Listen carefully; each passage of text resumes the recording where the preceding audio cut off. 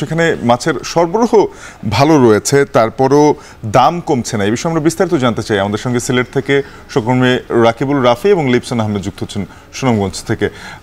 রাফি, জানাবেন যে সিলেটের বাজারে চাষের যে মাছগুলো রয়েছে, হাওরের মাছগুলো রয়েছে, সেগুলোর এখন কি অবস্থা, কেমন দাম?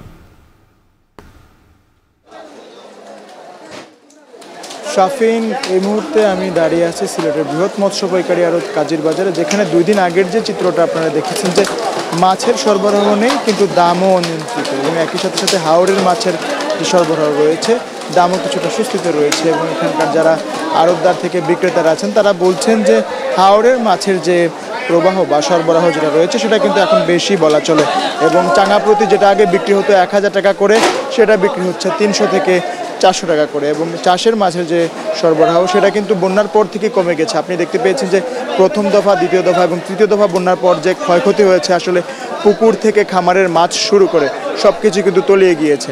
এবং প্রায় যারা খামারিরা রয়েছেন তারা বলছেন যে এই ক্ষয়ক্ষতি পুষিয়ে ওঠার আগেই কিন্তু এই যে দেশের যে বিভিন্ন জেলা থেকে সিলেটে চাষের মাছ আসে সেগুলো কিন্তু এখনের সরবরাহ অনেকটাই কম। এবং এই যে আমরা যে পরিমাণ ট্রাক গত 3-4 মাস আগে এই বাজারে দেখেছি সে পরিমাণ ট্রাক কিন্তু আসছে না। এবং আড়তদার থেকে বিক্রেতাদের সাথে আমরা কথা বলেছি, আড়তদাররা বলছিলেন যে পরিবহনের যে খরচের বৃদ্ধির বিষয়টি এবং একই সাথে সাথে মাছের খাদ্যের খরচ যেটা সেটা কিন্তু আগে কেজি প্রতি 70 থেকে 90 টাকা পাওয়া যেত, সেটা এখন 150 থেকে 160 গিয়ে দাঁড়িয়েছে। এবং একই সাথে সাথে চাষের মাছের যদি আমি কিছু দাম জানাই, যে পাঙ্গাস মাছ বিক্রি হচ্ছে প্রায় 170 করে, কার্পেট বিক্রি হচ্ছে 250 থেকে 320 টাকা কেজি প্রতি, এবং রুই বিক্রি হচ্ছে 320 থেকে 350 টাকা কেজি প্রতি। বড় রুই যেটা রয়েছে 700 থেকে 950 টাকা কেজি প্রতি বিক্রি হচ্ছে, এবং চিতল বিক্রি হচ্ছে প্রায় 1500 থেকে 1600 টাকা কেজি প্রতি। কাতলা বিক্রি হচ্ছে 300 থেকে 350 টাকা কেজি প্রতি, এবং ছোট চাপিলা বিক্রি হচ্ছে 250 থেকে 280 টাকা কেজি প্রতি। তো সব মিলিয়ে বলা যাচ্ছে যে চাষের মাছ এবং হাওরের মাছের যে প্রবাহ সেটা কিন্তু অনেকটাই সিলেটে এই বাজারে আছে বলা চলে। চাষের মাছের যে সরবরাহ সেটা কমে গিয়েছে, দাম কিছুটা অনিয়ন্ত্রিত, এবং হাওরের মাছ যেটা আছে সেটা সরবরাহ বেশ ভালোই আছে। তো সব মিলিয়ে বলা চলে যে এই ছিল আমার কাছে সিলেটের পাইকারি আড়ত থেকে সর্বশেষ খবরাখবর।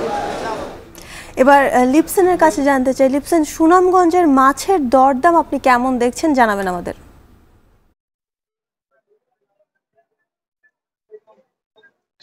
জ্যোতিকা, শুরুতে যদি বলি যে গত 15 থেকে 20 দিন ধরেই কিন্তু সুনামগঞ্জের যে মাছের বাজারগুলো রয়েছে সেগুলোতে কিন্তু আসলে দাম বেশ চড়া। বিশেষ করে যদি বলি আমরা, যেহেতু 3 দফা বন্যায় এই অঞ্চলের প্রায় 8500 পুকুরের যে মাছ সেগুলো কিন্তু আসলে বেশি যায়। তারপর কিন্তু আসলে এই অঞ্চলের যে আড়তদার ব্যবসায়ীরা রয়েছেন তারা কিন্তু যেহেতু পুকুরে মাছ বাজারে কম উঠেছিল, সেই ক্ষেত্রে কিন্তু এখানকার যে আড়তদাররা রয়েছেন তারা কিন্তু আসলে বিভিন্ন জেলা অর্থাৎ রাজশাহী, কিশোরগঞ্জ থেকে কিন্তু গাড়িপথে আসলে মাছ নিয়ে আসে কিন্তু এই বাজারগুলোতে আসলে বিক্রি করতেন। সেই ক্ষেত্রে যেহেতু আবার সারা দেশে কারফিউর কারণে কিন্তু আবার অন্যান্য জেলা থেকে কিন্তু আসলে বাজার মাছ আসা বন্ধ হয়েছে, যার ফলে কিন্তু বাজারে একটি মাছের সংকট তৈরি হয়। তবে যেহেতু এখন কারফিউ শিথিল হয়েছে সারা দেশে, সেই ক্ষেত্রে কিন্তু আমরা দেখেছি গত 2 দিন ধরেই কিন্তু সুনামগঞ্জের যে মাছের বাজারগুলো রয়েছে সেখানে কিন্তু আসলে বিপুল পরিমাণ মাছ উঠছে। বিশেষ করে যদি বলি আমরা আজকে পৌর শহরে বেশ কয়েকটি বাজার আমরা ঘুরে দেখেছি, সেই ক্ষেত্রে আমরা যদি বলি যে প্রতিটি মাছের দরই কিন্তু আসলে কিছুটা কমেছে।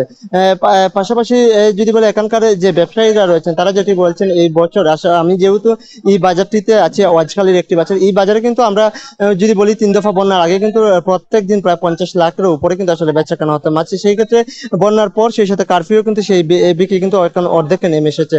সেই ক্ষেত্রে কিন্তু এখানকার যে আড়তদাররা তারা কিন্তু আসলে লোকসানের মুখে পড়তে হচ্ছে। পাশাপাশি ক্রেতারা যেটি বলছেন যে দেশি মাছ, অর্থাৎ যেহেতু এটি হাওড় এলাকা, সেই ক্ষেত্রে কিন্তু এখানে দেশি মাছ কিন্তু আগস্ট থেকে দেশি মাছ পাওয়া যায়, এটা কিন্তু আসলে এবছর হচ্ছে না। সেই ক্ষেত্রেও কিন্তু একটি প্রভাব, দেশি মাছের একটি সংকট তৈরি হয়েছে। পাশাপাশি বাজার দর সম্পর্কে যদি বলি, আজকে কিন্তু আমরা বাজারে এসে দেখেছি তেলাপিয়া প্রতি কেজি কিন্তু 180 থেকে 190 টাকা বিক্রি করা হচ্ছে। সেই সাথে যদি বলি রুই 280 থেকে কিন্তু 300 টাকা কেজি দরে বিক্রি করা হচ্ছে।